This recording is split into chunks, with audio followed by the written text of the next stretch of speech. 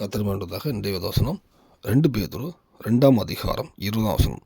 கர்த்தரும் இரட்சகருமாய் இருக்கிற இயேசு கிறிஸ்துவை அறிகிற அறிவினாலே உலகத்தின் அசுத்தங்களுக்கு தப்பினவர்கள் மறுபடியும் அவைகளில் சிக்கிக்கொண்டு ஜெயிக்கப்பட்டால் அவருடைய பின்னிலைமை முன்னிலைமையிலும் கேடுள்ளதாக இருக்கும்.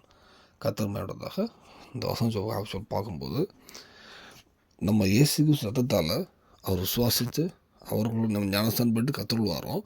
அநேக பாவங்கள்லேருந்து வெளியே வந்திருப்போம். ஏன்னா நம்மளுடைய முன்னிலைமை நம்ம அநேக அசுத்த பாவத்தை வந்து அநேக வியாதி அநேக குறைச்சல் இருந்திருப்போம்.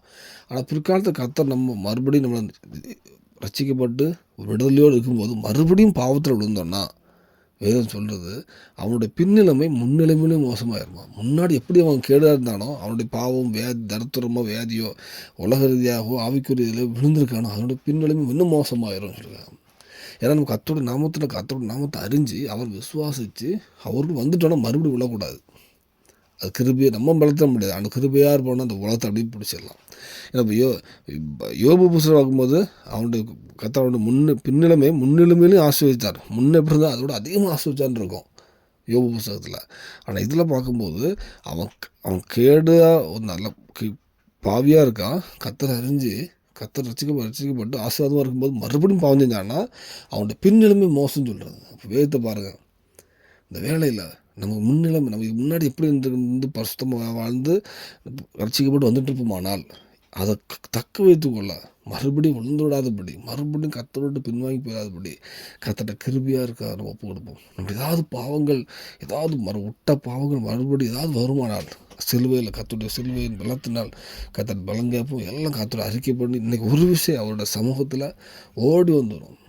அது கர்த்தரோட கிருபையாக காத்துக்கொள்ளுங்க. ஏன்னா அதில் விட்டுட்டா ரொம்ப கஷ்டம் ஆயிடும். ரெண்டாவது பிடிக்கவே முடியாது. நம்மளோட பின்னிலைமை ரொம்ப மோசமாக இருக்கும். ஏன்னா பிசாசம் அநேக காரியங்கள் உலக காரியங்களில் நீங்கள் பார்த்தீங்கன்னா ஒவ்வொரு காலத்துலேயும் ஒவ்வொரு விதமான போராட்டங்கள். இப்போ பார்த்தீங்கன்னா பரிசுத்தமாக வாழ்கிறது பெரிய ஒரு பக்கம் பரிசுத்தமாக வாழ்றது கற்றுக்க முடியும். நீங்கள் உங்கள் பலத்தினாலோ நம்ம உலக ரீதியாக போய் பார்த்தீங்கன்னா பரிசுத்தம் வாழவே முடியாது. அந்த வேலையில் நம்ம அர்ப்பணிப்போம். ஒரு விஷயம் நம்ம திதாண்டிப்போம்.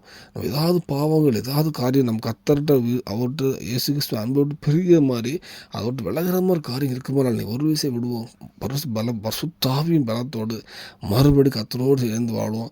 கண்டிப்பாக அந்த பூமியில் வாழ கடைசி வர தேவன் காத்துக்கொள்வார். பரலோகத்துக்கு ஆயத்தப்படுத்துவார். அது அர்ப்பணிப்பு தேவன் கிருபை செய்வாராக. ஆமென்.